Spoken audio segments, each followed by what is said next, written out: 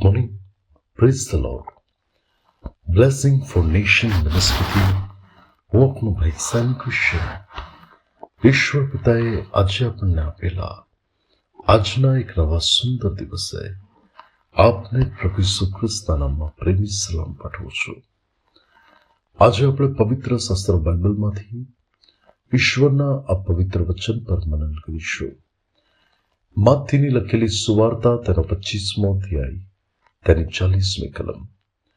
ત્યાં શાસ્ત્રમાં લખ્યું છે, ત્યારે રાજા તેઓને ઉત્તર આપશે, હું તમને ખચિત કહું છું, આ મારા ભાઈઓમાંના બહુ નાનાઓમાંથી એકને તમે તે કર્યું, એટલે તે મને કર્યું.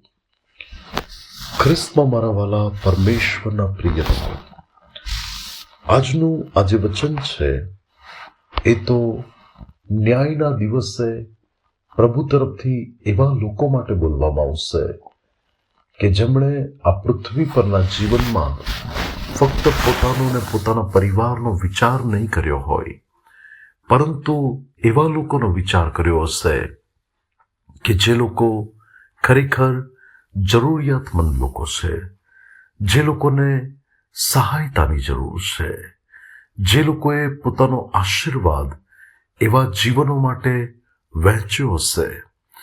અને બાઇબલમાં લખ્યું છે, માથીની લખેલી સુવાર્તા તેના 25મા અધ્યાયની 34મી કલમથી જો તમે જુઓ તો ત્યાં વચન કહે છે, ત્યારે રાજા પોતાની જમણી તરફનાઓને કહેશે, મારા પિતાના આશીર્વાદિતો આવો, જે રાજ્ય જગતનો પાયો નખાયો તેના અગાઉ તમારા માટે તૈયાર કરેલું છે તેનો વારસો લો. કેમ કે હું ભૂખ્યો હતો ત્યારે તમે મને ખવડાવ્યું, હું તરસ્યો હતો ત્યારે તમે મને પાણી પીવડાવ્યું, હું પારકો હતો ત્યારે તમે મને પરોણો રાખ્યો, હું નગ્ન હતો ત્યારે તમે મને વસ્ત્ર પહેરાવ્યા, હું માંદો હતો ત્યારે તમે મને જોવા આવ્યા, હું કેદમાં હતો ત્યારે તમે મારી ખબર લીધી. ત્યારે ન્યાયીઓ તેમને ઉત્તર દેશે કે પ્રભુ, ક્યારે અમે તમને ભૂખ્યા દેખીને ખવડાવ્યું, અથવા તરસ્યા જોઈને પાણી પીવડાવ્યું, અને ક્યારે અમે તમને પારકા જોઈને પરોણા રાખ્યા, અથવા નગ્ન જોઈને વસ્ત્ર પહેરાવ્યા, અને ક્યારે અમે તમને માંદા અથવા કેદમાં જોઈને તમારી ખબર લીધી.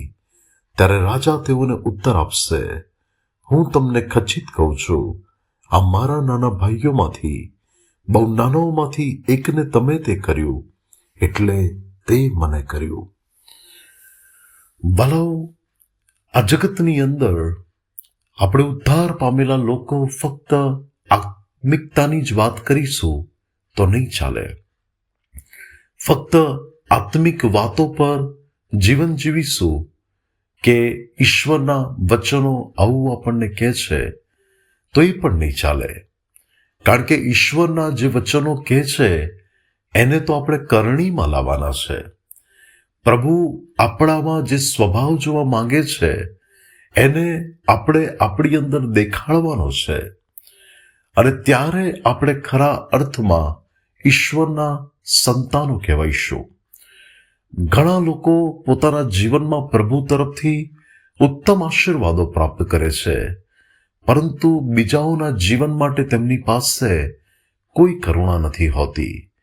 પ્રભુના રાજ્યની અંદર મદદરૂપ થવું એવું હૃદય તેમની પાસે નથી હોતું, અને એ જીવનો કે જે ફક્ત પોતાનો જ વિચાર કરતા હોય છે.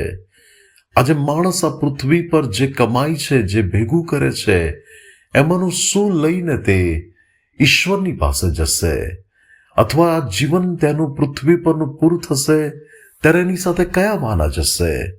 ભલાઓ, આપણા જે કામો હશે એ જ આપણી સાથે આવશે, એવું પ્રકટીકરણના પુસ્તકમાં લખ્યું છે.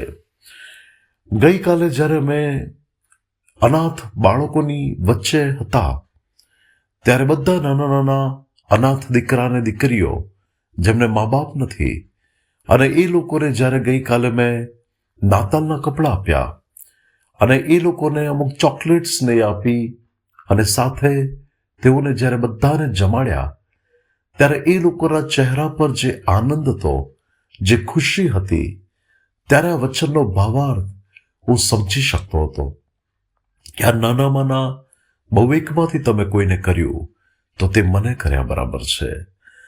અને અત્યારે વલાઓ અમે બ્લેસિંગ ફોર નેશન મિનિસ્ટ્રીમાંથી આ ઠંડીના સમયમાં ફૂટપાથ પર સૂતા અને એવા ગરીબ લોકોને જ્યારે બ્લેન્કેટ આપ્યા છે, ત્યારે હું એ બાબત માટેનો વિચાર કરતો હતો કે ઘરની અંદર હોવા છતાં જો આટલી ઠંડી લાગે છે તો આ બધા રોડ પર સૂઈ ગયેલા છે કે જેની પાસે ઓઢવા માટે જોઈએ એવું વસ્ત્ર નથી.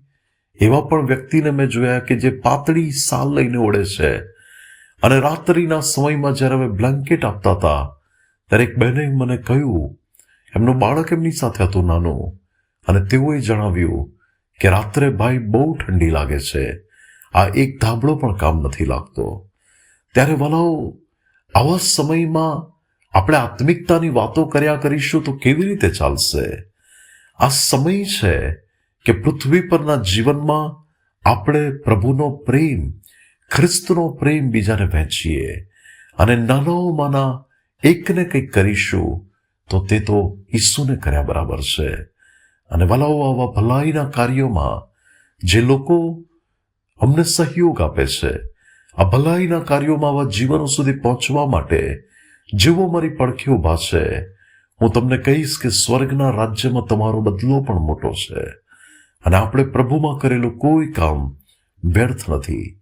અને આજે જે લોકો આ સંદેશ સાંભળે છે તેઓને કહેવા માંગુ છું કે આપણે આ પૃથ્વી પરના જીવનમાં ભલાઈના કાર્યો કરવામાં કદી પણ પાછા ન હટીએ.